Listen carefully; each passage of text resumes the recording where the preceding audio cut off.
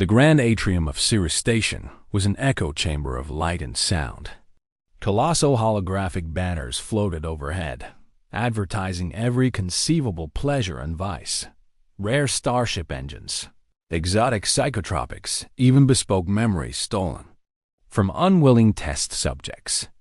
Beneath this digital canopy, the crowd swelled, glittering nobles draped in iridescent silks, blood-spattered mercenaries in reinforced armor, and shadow-cloaked dealmakers who never revealed their faces. At the heart of the chamber, a circular platform, raised only a half-meter off the gleaming floor, held the final lot of the evening. They called her Lot 314, but to those who'd heard the whispered legends, she was Niella, the Untamable. Alien girl, no one knew her true name or even her species. Her skin was translucent. Under the fluorescent lights, intricate fractal patterns rippled across her limbs like living circuitry. Two inky orb's eyes devoid of white scanned the assembly, flicking between bidders with a mixture of disdain and fearful calculation. In a soundproof bubble at the platform's edge, biotechnicians monitored her vitals. They tried every method of domination: psionic dampeners, neural lacing, biochemical pheromone inhibitors. None had held. More than one guard had vanished under mysterious circumstances, their bodies left cold and drained in the station's labyrinthine corridors. At exactly 22 o'clock Standard Time, auctioneer Zenharo took the stage. He was a tall, gaunt man, his face carved with service robot precision and lips perpetually curved in a sardonic smirk. With a practiced sweep of his arm, he projected the bidding interface on a wide holoscreen. Ladies, gentlemen, and esteemed entities of the outer reach, Harrow's voice droned through the speakers, each word tempered by synthesized resonance. Lot 314, subject Niella. 8 months of containment, 0 compliance. Proprietary restraining anklets manufacturer's estimate. 2 weeks operational under full output strain. As always, all bids are final. Reserve eliminated. A murmur rippled through the crowd. Niella's ankle cuffs glowed ominously red.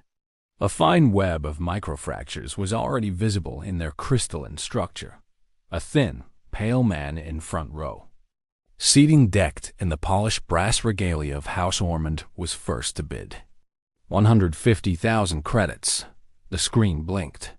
150,000. Do I hear 155? A hulking brute in scorched combat armor raised his placard. 155. The bids climbed in half increments. 160, 165, 170. Until the counter taunted the audience at 200,000 credits. Niella's breathing was the only living sound on the platform. Each inhale trembled through her chest, her ribs visible beneath the diaphanous skin. When neither cages nor steel had broken her will, they hoped debt might. Suddenly, a trill of chimes sounded from the entrance ramp. The crowd hushed, head swiveling toward the archway. In the dim glow, a lone figure emerged. He was tall and broad-shouldered, dressed in midnight blue flight coveralls that bore the faded sigil of the privateer ship Aurora's Dream. His dark hair was cropped short. A thin scar ran from temple to jawline on the right side of his face. He carried no visible weapon, save for the compact sidearm holstered at his hip. With measured strides, he moved to the front of the bleachers, his placard hand hidden in his coat pocket. Auctioneer Harrow paused the bidding. New bidder entering the hall. If you wish to bid, raise your paddles now. The figure at House Ormond's seat scowled, but he lowered his placard. The others followed suit, indignant but wary. The stranger stepped onto the floor, placard in hand. Harrow's eyes gleamed. Well. Our latecomer, state your bid. No hesitation. The man's voice was calm, measured. 350,000 credits. A collective gasp erupted. The highest previous bid had stalled at 225. Now more than 100,000 above it. Instantly, the bidding resumed. 360, 370. Each increment met with stunned silence. Niela's eyes widened. Imperceptibly, she leaned against the platform's railing as if testing the strength of her bonds. The anklets shuddered, sparks flaring in their core dot at 390,000. The scarred stranger raised an eyebrow. No one followed. Harrow's mechanical grin widened. 390. Any higher? Going once. Going twice. He pounded his gavel. Sold. To Captain Elias Arcus of the Aurora's Dream. As the gavel echoed, a hush fell. Guards in cerulean armor converged on Niela with synchrony born of desperation. But she only stepped back, her gaze fixed on the man who had purchased her, Elias. Arcus did not celebrate. He watched the girl's onyx eyes, trying to read the unreadable. He inclined his head once in offer of truce, or perhaps an apology for what he'd done. Whatever his intention, it passed unnoticed by the roaring crowd, which erupted into shouts of envy and accusation. Impossible! Who pays that much for her? How long till she breaks free and kills us all? Is he mad? We could have sold her 10 times for that. Niela, still bound, let out a low, resonant breath. It sounded less like fear and more like a battle cry suspended on the cusp of release. Elias stepped forward, raising his palm in a silent command for calm. Secure her gently, he said to the nearest guard. No restraints that shatter under stress. I want her intact. The guard blinked but obeyed, replacing the shattered anklets with a single field stabilizer cuff.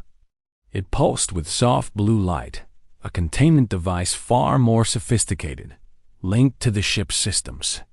Niela's shoulders tensed as the cuff engaged, but the absence of pain in its activation drew a flicker of reluctant relief from her expression. Harrow's voice crackled with indignation. Captain Arcus, remember, this purchase is non-refundable. You have agreed to all auction terms. Elias inclined his head. I'm aware. Lead the way. As the procession moved through the atrium's grand archways, the nebula's glow painted Niela's fleeting profile in shifting shades of violet and silver. She glanced back at the fading holoscreen, where her name still displayed among the sold lots. In that suspended moment, among the echo of gavel, the hum of nebular storms, and a crowd thirsting for spectacle, 2 lives had irrevocably collided. Elias Arcus, who gambled everything on a captive few believed worth saving, and Niela, the untamable alien girl, whose only certainty was that her story had just begun. The containment corridor aboard Aurora's Dream was narrower than Niela's previous cell, but it felt infinitely larger, less a prison than a complicated promise.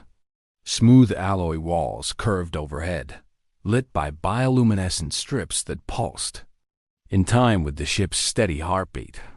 The air smelled faintly of ozone and synthetic jasmine, a carefully calibrated blend meant to soothe human nerves. It had no effect on Niela, whose senses picked up every microscopic hum of the ship's systems. 2 guards flanked her as they reached the observation bay. Its floor-to-ceiling viewport revealed drifting asteroid fragments outside, each piece a glinting gemstone in the void. Niela pressed her fingertips against the glass, the cool surface grounding her in a reality far removed from auction lights and predator stares. Here, said the lead guard, sliding a reinforced panel aside. Your quarters. Inside lay a minimal chamber, a single alcove cot, a sanitation unit sealed behind armored glass, and a hollow projection console.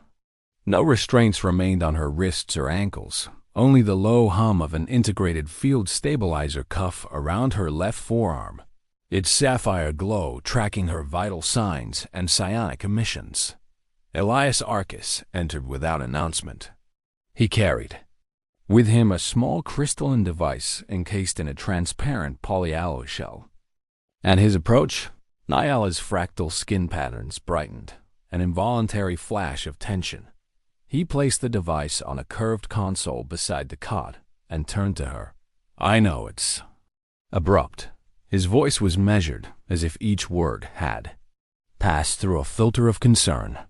But I bought you because I need your help, not because I want to break you.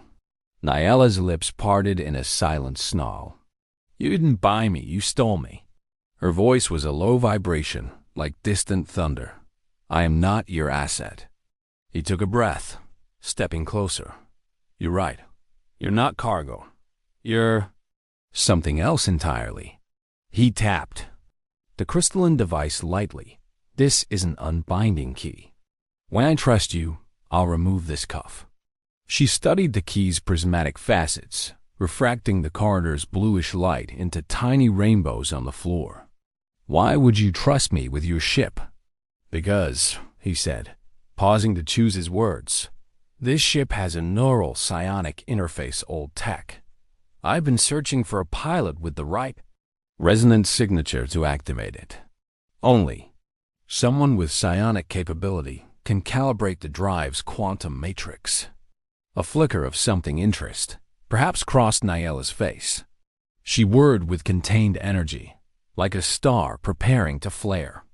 You need me to fly your ship? I need you to show me how. He leaned against the console. Cirrus Station's black market has partial schematics. But your species, wherever you're from, developed psionic engines generations ago. I need that knowledge. She laughed, a short, harsh sound that crackled in the confined space. You bought me to salvage your ship. How noble.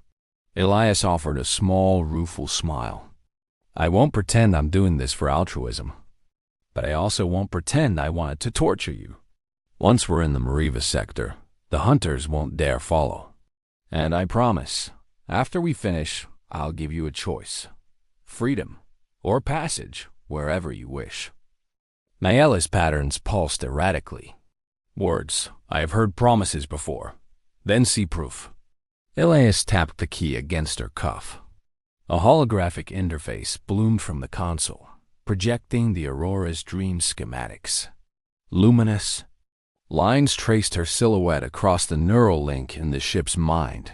Her eyes trailed the shimmering networks, the psionic pathways of the drive core, the adaptive feedback loops.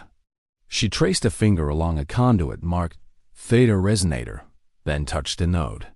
The starboard engine shutters rumbled, and the viewport trembled as auxiliary power rerouted through the aft thrusters. Elias chuckled with genuine astonishment. You're incredible. She withdrew her hand. It's not a gift, it's survival, but the drive is unstable. Your manual override is primitive. She studied the hologram. You'll need to reroute the quantum stabilizers through the tertiary manifold. Otherwise, at full jump, you'll implode everyone aboard. He nodded, already logging the adjustments. Show me. For the next hour, they worked side by side. Nyela's hands moved with precise grace over the holocontrols, each gesture weaving fractal glyphs of energy. Elias followed her instructions, recalibrating flux ratios and realigning gravimetric lenses. Outside, the ship surged with renewed life. Power meters climbed, shield harmonics smoothed. Thruster flares danced across the VIEWSCREEN. At last, Nyela leaned back, exhaustion and something like pride in her posture. There, full integration. Elias stood and offered his hand. Thank you. She stared at the extended palm, then met his gaze. In her twin orbs, he saw more than defiance. He saw the faintest spark of curiosity, perhaps even respect. Elias tapped the unbinding key. The cuff is now linked only to the drive interface. I could release you entirely, but I won't until I know I can trust you. Nyela's patterns dimmed to a steady glow. She took a tentative half-step toward him. Trust is earned, he smiled softly. Then teach me, Nyela. Teach me your language, your history, so I can keep you alive, not just captive. For a moment, the vast emptiness of space beyond the viewport seemed to shrink, drawn together by two beings bridging an impossibly wide gulf. In the silence that followed, as ship systems hummed in harmonious resonance. A fragile accord formed one that neither auction nor astute strategy could have purchased. And for the first time, Nyella considered that perhaps her fate might be more than the next failed containment. Alarm shattered the fragile calm of the Aurora's dream. Red warning lights pulsed through the corridors as the ship's sensors registered incoming contacts on intercept trajectory.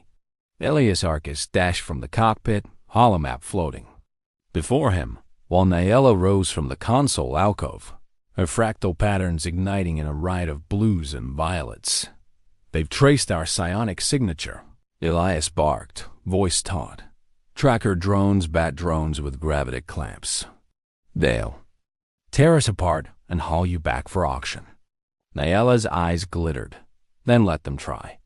He pressed a bind on his Riscom unit. "All hands to battle stations. Shields to maximum. Divert all non-essential power to defensive emitters. And ready the ion nets." Outside the viewport, sleek drones' winged silhouettes etched against the nebular haze closed in with calculated precision. They emitted shrill sonar pulses that rattled the ship's hull. Elias punched coordinates into the helm. Evasive maneuvers. Dive into the gravitic storms of Sector Theta. The Aurora's dream dropped into the violet cloud bank, lightning strands racing across the hull. Drones pursued, lasers dancing across reinforced shields. The ship shuddered. Under the onslaught, Nyella strode to the main psionic interface. Her cuff glowed bright as she placed both hands on the neural conduit. "Give me access," she commanded, voice calm above the cacophony. Alias cut the feed to secondary consoles. "You'll fry the circuits." "I know what I'm doing." Nyella closed her eyes, mind reaching out. The hull lights dimmed as power siphoned into the psionic drive. Outside, the gravitic storm intensified, yet the ship held firm, guided by Nyella's uncanny control. From within her consciousness, she sought the drone's control frequencies. She found their hive mind signal and seized it, unraveling the command threads. One by one, the drones spun out, colliding in silent pyrotechnics against the storm clouds. Alarm ceased.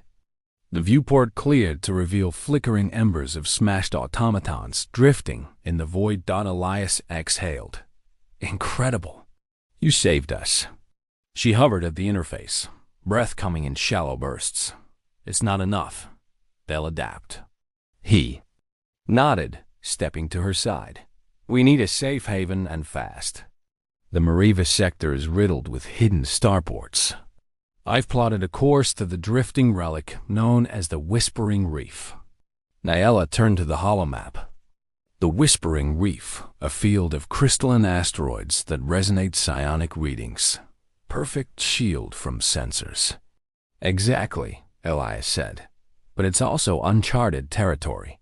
We'll need to navigate by instinct, not instruments." She studied the shattered drones, then traced a finger along the reef's jagged outline. "I can guide us. But once we're there, we must move to the Vault of Serion. My people's legends call it the Starfire Vault." Elias's eyes met hers. "Then that's our destination. Set course." Moments later, the Aurora's dream slipped beyond the edge of the nebular storm. The Whispering Reef emerged, a tangled maze of floating crystals, each shard humming faintly with psionic resonance. The ship's instruments sputtered, unable to lock onto any beacon, and that was precisely Nyella's intention. Through the viewport, Elias watched her. "You're doing more than keeping us safe. You're reclaiming something." She didn't answer. Instead, she reached again for the psionic interface, letting her mind flow into the ship's systems. The Aurora's dream wove through the reefs. Labyrinth, as though it were a living creature, guided by Nyella's empathic touch. Crystal walls glowed in her patent's reflection, creating a kaleidoscope of fractured light around them. Hours passed in silence, save for the hum of the ship, and Nyella's steady breathing. At last, the engines cooled. The ship hovered in a dead zone of space, encased by crystalline spires on all sides. Elias exhaled in relief. "We're in." Nyala removed her hands from the interface, her patterns dimmed to a slow pulse. "Until they learn to navigate this reef or find an insider, they'll never reach us." He stepped closer, offering water and a ration pack. "You should rest." She took neither. Instead, she gazed at the viewport, eyes tracing the labyrinth beyond. "Rest is for those who have nowhere to go." Elias regarded her softly. "Then stay awake so we can both keep moving forward." Nyala turned to him, the faintest spark of a smile curving her lips. "Very well, human, but remember, I owe you nothing." He inclined his head, accepting the challenge. "Then let's earn trust together." As the Aurora's dream nestled in the crystalline sanctuary, two unlikely allies prepared for what lay ahead: the shattered world of Sarion, the vault of their destinies, and the hunters whose vengeance they would have to outwit to survive.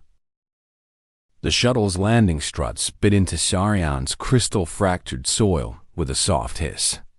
Outside, the sky roiled in amethyst storms, lightning arcing between jagged spires of living quartz. Elias, Arcus, and Nyala stepped onto the world's cracked surface, weapons holstered but ready.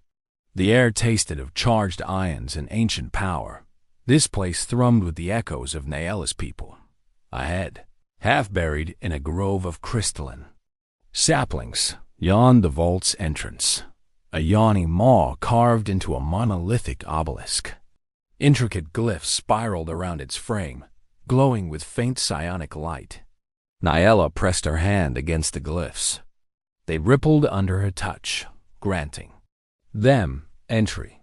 The great door slid open with a sound like resonant bells. Inside lay a vast chamber hewn from purest starlight crystal. At its center hovered the starfire core, an orb of living plasma contained within concentric rings of prismatic metal. Its soft, pulsing glow cast dancing rainbows across the walls. Elias approached, awestruck. "This is incredible." Nyala's fractal patterns blazed in response. "This artifact can amplify psionic power to reshape worlds or drain it completely." Her voice was low, reverent. "It's why they hunt me." A harsh clatter echoed behind them. Weapons primed, they spun to face an advancing force. Orcs. Mercenary battalion, clad in obsidian armor etched with crimson sigils. Their captain, Varak himself, stepped forward, a hulking figure whose cybernetic eye glowed malevolent red. "Thank you for leading me right to it, Arcus," Varak sneered, fingers braced on his pulse rifle. "Hand over the alien and that shiny toy, or I'll claim them both." Elias squared his shoulders. "You won't get either." Varak laughed, the sound metallic and cruel. "Very well." He raised a command baton. His troops fanned out, assault rifles trained on Nyala. Nyala's patterns flared white-hot. She lifted her arms, drawing on the psionic resonance of the vault itself. Crackling arcs of starfire energy danced between her fingertips. Elias fired. First, twin pulses from his sidearm aimed at the advancing line. Energy beings scorched crystalline columns, sending shards raining down. Mercenaries dove behind cover, returning fire in vicious volleys. Amid the chaos, Nyala stepped forward, voice ringing with power. "You will not harm me again." The air quivered as she channeled the core's latent energy. A wave of force swept through the chamber, knocking mercenaries to their knees. Lasers sputtered and died as the very air around them ionized. One by one, weapons fell from stunned hands. Orc roared in fury and charged, baton crackling. Elias intercepted him, parrying the strike with his rifle butt and slamming the warlord against a crystalline wall. Sparks flew as metal met living. Crystal. Nyala turned her gaze to the core. She stepped into its haloed glow and placed a trembling hand on its surface. Instantly, memories flooded her mind. 1,000 years of her people's triumphs and tragedies. star caravans weaving through the galaxy, and the day the vault sealed itself against a devastating war. She exhaled, and the core pulsed in response, its rings spinning faster, sending shards of light racing outward. The mercenaries fell silent, eyes glazed with awe and terror. Elias struck Varric with a final blow that sent the warlord sprawling. He cuffed Varric at gunpoint. "It's over." Varric spat, defiant even in defeat. "This changes nothing, others will come." Nyella stepped between them, eyes glowing. "Let them try." Her voice echoed like thunder. "The Starfire Vault will remain protected." With a concentrated thought, she sealed the vault's entrance once more. The glyphs glowed, expelling all foreign life. The chamber doors slid shut in a shower of refracted light, leaving only Nyella, Elias, and the subdued Varric within. Outside, the storms abated. A hush fell over the crystal forest, as if the planet itself was shaking off centuries of slumber. Elias sheathed his weapon and offered Nyella his hand. "It's done." She looked at him, her pattern softening to a serene indigo. "You kept your promise." He dipped his head. "As did you." For a long moment, they stood beneath the pulsing glow of the vault's sealed doors. Then Nyella turned and walked to the Starfire core's pedestal. With gentle reverence, she placed her palm against the metal rings, syncing her psionic signature with the artifact. Light flared, and for one heartbeat, the entire vault shone like a newborn star. When it faded, the rings lay still, and the core's pulse slowed to its resting rhythm. Nyella withdrew her hand, eyes alight not with confinement, but with purpose. Elias watched her, hope kindled anew. Where to now? She smiled, an alien curve that spoke of distant horizons. Home. And then, we shape a future they never dared imagine. Together, they strode from the vault, leaving behind echoes of Starfire and the promise of a galaxy reborn.